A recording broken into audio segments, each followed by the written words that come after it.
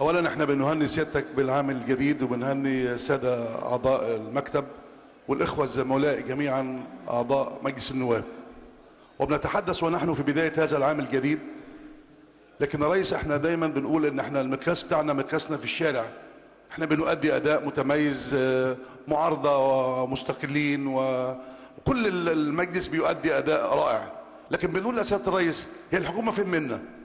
الحكومه بتعمل لنا ايه؟ ايه اللي ادته الحكومه في خلال الفتره اللي فاتت؟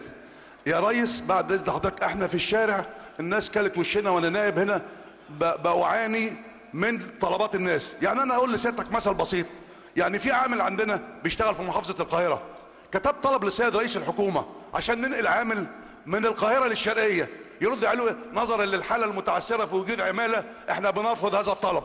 طب لما مش عارف ننقل عامل، طب امال بنعمل ايه؟ يا ريس بعد اذن حضرتك الحكومه لابد ان تكون متواجده داخل هذا البرلمان، لابد ان يكون الحكومه موجوده هنا، لكن احنا مش هنفضل